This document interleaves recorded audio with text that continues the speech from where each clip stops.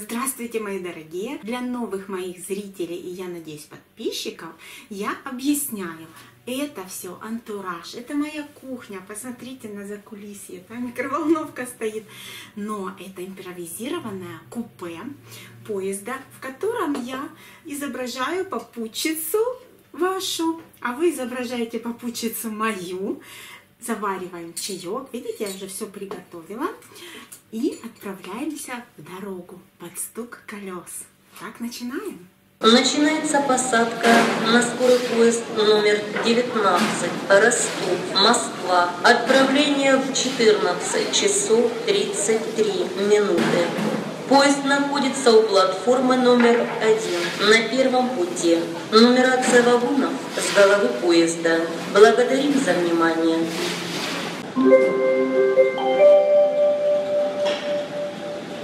Уважаемые пассажиры, скорый поезд номер 19, Ростов, Москва, отправляется с первого пути. Здравствуйте, давайте знакомиться. Меня зовут Люба. И сегодня мы с вами попутчики. Мне очень приятно путешествовать в такой компании. Ой, я на дорогу взяла не зря бутербродик с маслом. Вот маслица, намазывайте. Сейчас будем чаи гонять. Ой, смотрела сериал «Икра». Он шел недавно по нашему Первому каналу. И там было сказано, что все совпадения случайны, но эта история основана на реальных событиях. Так вот, представляете, это об Азове. Южноморск — это Азов. А я из Азова, я живу в Азове, представляете? Я знаю, я помню эту историю, когда мама мне рассказывала: представляешь, в рыбном нашем купили кильку, а там икра оказалась. Представляешь, черная икра, паюсная икра. Это, в общем, очень долго еще народ, надеясь напасть на икру, скупал эту кильку чуть ли не ящиками. Только поступления из каждой там партии в первую очередь пробовали там все поступления, которые были из местного рыбокомбината или из какого-то совхоза или колхоза. Ну, в общем, с Азовского моря, наш Азовский район всегда проверяли в надежде, что вдруг опять будет икра или еще что-нибудь такое дефицитно вкусненькое. Вот, но сейчас я спросила у своего папы: папа, помнишь ты эту историю? Он говорит: я помню. Говорили, да, что было. А в фильме еще сказали, что была маленькая там статья где-то в газете об этом. Ну вот про статью нам ничего не известно, сразу скажу. Но то, что слухи ходили, что такой случай был, и именно в Азове, это 100%. Ну, хочу сказать, что килька очень вкусная выпускается. У нас есть такое село Порт-Катон, и там совхоз или колхоз, совхоз, по-моему, рыболовеческая артель когда-то называлась, «Социалистический путь». И до сих пор называется «Социалистический путь». И там килька самая вкусная вообще в мире делается. Я когда возила трудовой лагерь, у нас был в Порт-Катоне, по-моему, года 3 этот лагерь, и нам на сухой паёк в дорогу давали такую кильку местного производства, и все оценили, сказали: это супер. Короче, мне этот сериал навеял икру, и я еду и везу детям моим, набрала икры. Ну, это, конечно, не местная наша икра, икра сельди взяла, вот икру минкая. Короче, посмотрите, я вообще прикололась по икре. Вот. И сейчас мы будем с вами икру есть. Смотрите, сколько набрала. В общем, она не пропадает. Хотела красивую пирамидку выстроить. У нас всегда в магазинах были такие вот пирамидки, выстроенные вот так вот на витрине. Так, все, нет, еще есть. У нас акции бывают, и я по акции, значит, там надо 2 брать. Тогда будет со скидкой. Я беру себе и тому парню, своему сыну сыночку. Вот отвезу им гостинчик. Так, а какую мы откроем? Ну, икра минтая, я вам скажу, что икру минтая нужно есть такую бутербродную смесь сделать, потому что она немножечко с горчинкой, очень соленая, с горчинкой. Поэтому нужно отварить яйца, взять зеленый лук, зелень. На одну баночку 5 яиц идет. И все это еще заправить сметаной густой, такой жирненькой, не со сливочным маслом, именно со сметаной. Попробуйте, это была наша студенческая икра. Так, у меня еще икра сельди и икра трески. Наверное, я икру сельди возьму. Сейчас с вами будем делать бутербродик. Ну и я о криминале, наверное, расскажу криминальную историю. Сейчас мне на ум пришла одна. Не черная, к сожалению. Ну ничего, это тоже подойдет. Угощайтесь. Приятного всем аппетита. Как правильно бутербродик с икрой сделать? Мы в Азове так делаем. Намазал на хлеб с маслом, положил туда зеленого лучка. Можно резать, можно не резать. Я вымазалась тут. Так. Зеленый лук. Я порежу вот так себе, но можно целые перышки положить. Я порежу, чтобы кушать удобно было. Так. Дальше украшаем веточками петрушки. Можно веточку укропчика положить. И еще кусочек маленький лимончика. Вот какой бутербродик получился. И обязательно сладкий чай. Но так как я на диете, у меня Pepsi Light. 3 картошки фри и Pepsi Light, я на диете. Это вот мой вариант. Вот по такой бутербродик и чаек мы сейчас с вами послушаем. Ой, расскажу историю интересную. А еще про икру вспомнила. Наверное, это только у нас могло такое быть. Мы ездили очень часто, когда учились в институте, на автобусе Азов-Ростов. Мы в 5 утра выходили из дома, стояли в очереди, в 6 мы выезжали, все мы были уже в Ростове и шли на занятия к 8 часам. Так вот, в автобусе не один раз я лично наблюдала бутерброды уроненные с икрой, маслом вниз и растоптанные. Это только в нашем автобусе такое могло быть. С черной икрой бутерброды под ногами валялись. Вот я пару раз такие, видно, сонные детки, которым давали на дорогу поесть, вот так вот что-то там роняли. Вот. И это такой шикарный у нас был автобус.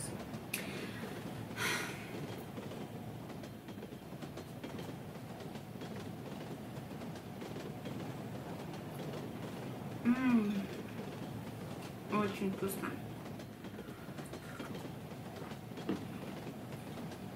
Ой, это не менее полезно, чем черная икра, я думаю. Икра сельди, хорошее сливочное масло.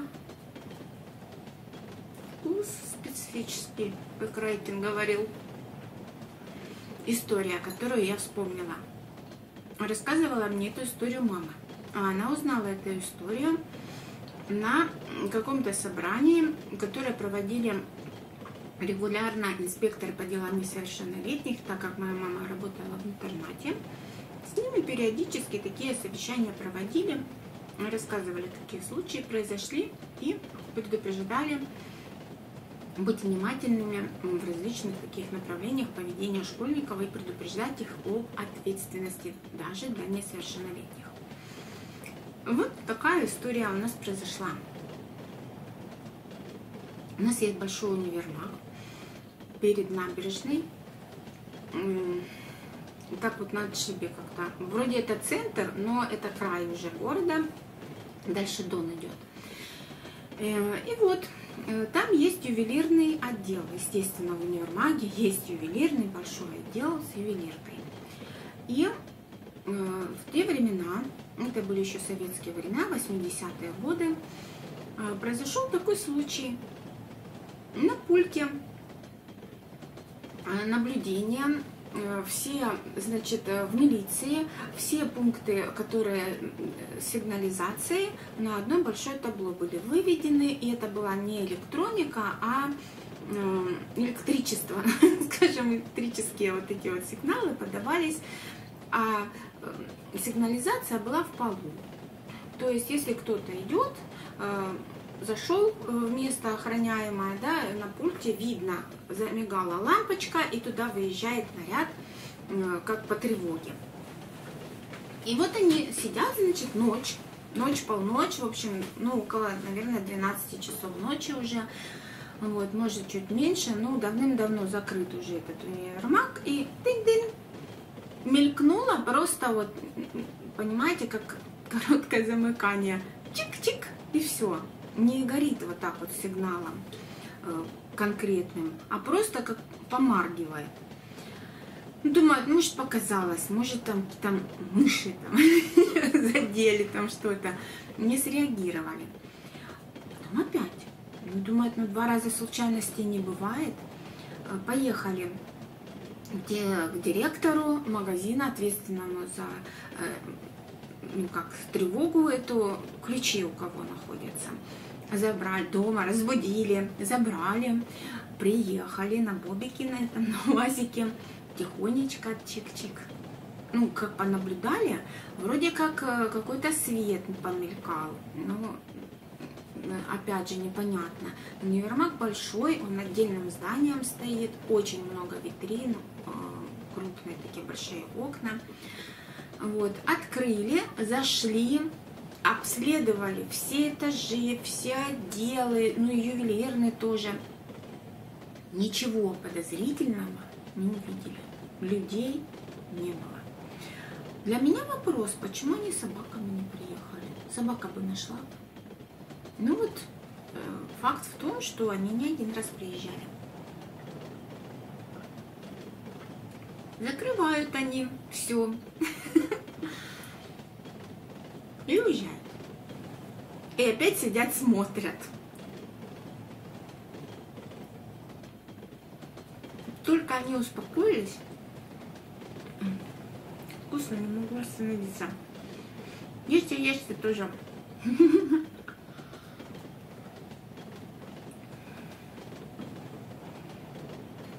Да чего вкусно.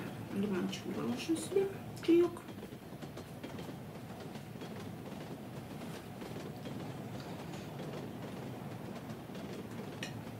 Опять они уселись смотреть, и опять та же история.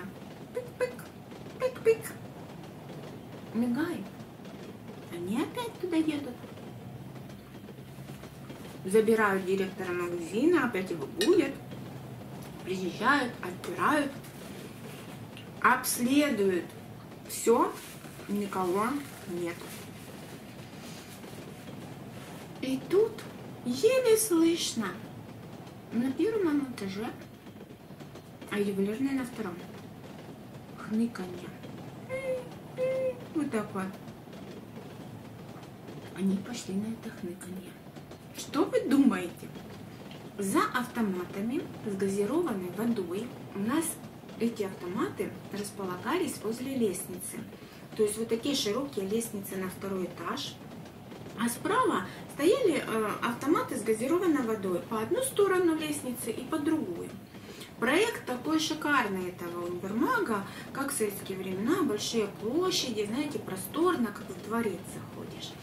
И вот так симметрично лестницы шли на 2-й этаж. И вот под одной из лестниц за автоматами с газированной водой находились 2 девочки.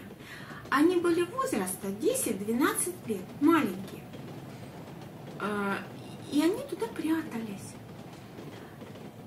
Их быстренько оттуда. Вы что здесь делаете? Кто такие? Откуда? Почему вы среди ночи в универмаге находились?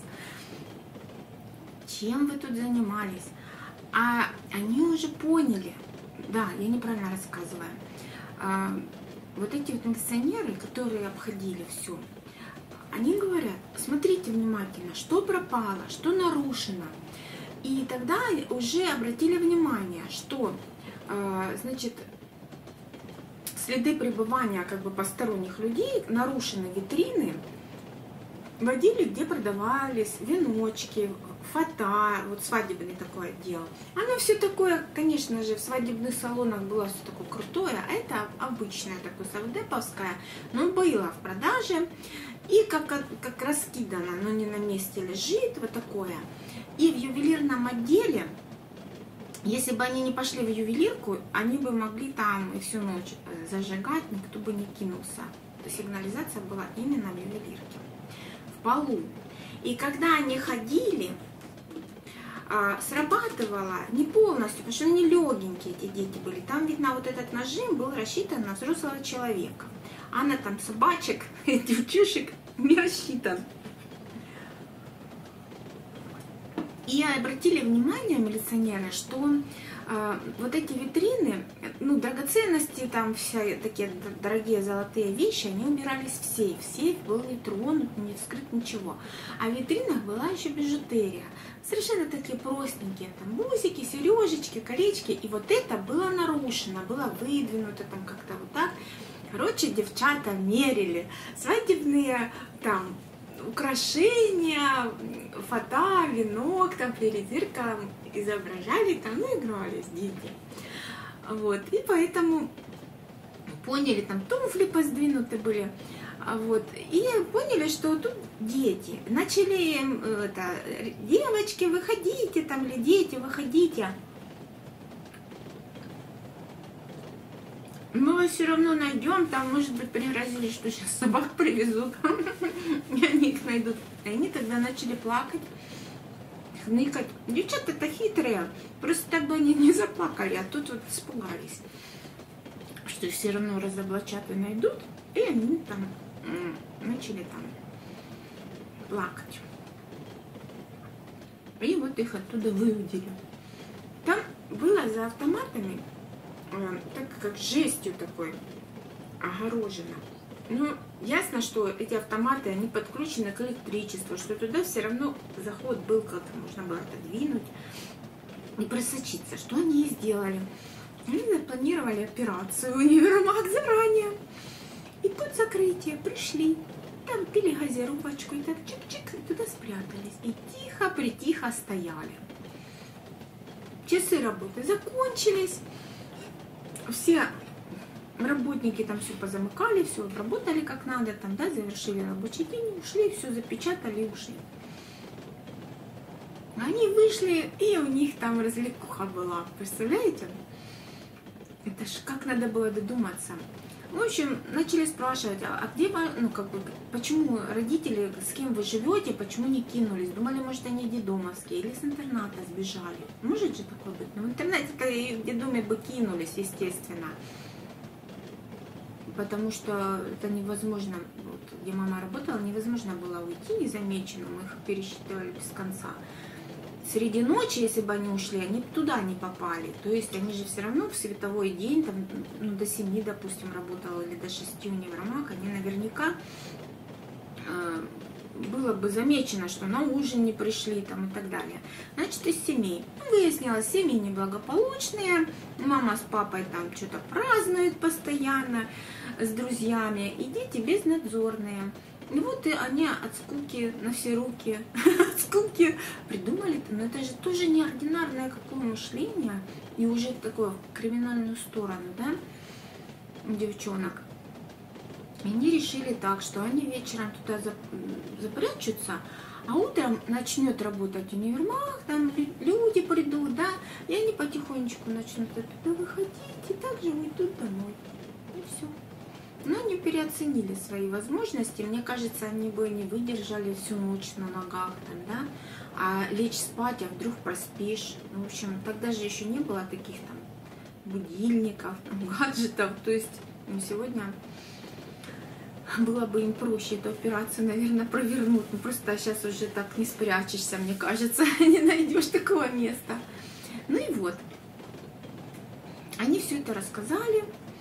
Вот, и этих девочек повезли домой. Дома там пьяные спят родители, дверь открыта, даже не на замок, ничего. Их завели, этих девочек, и все. Ну, конечно же, поставили вопрос о лишении родительских прав. Скорее всего, их из семьи изъяли этих девчонок, но факт остается фактом, что вот такая история была. И мне ее мама рассказывала и поражалась, говорит, как они не побоялись, так, ну ладно, там с мальчиками, там с братом, там с каким-то, а так, 2 девочки в пустом огромном помещении, да, и не страшно было. Но там свет горел. Раньше же витрины все освещались.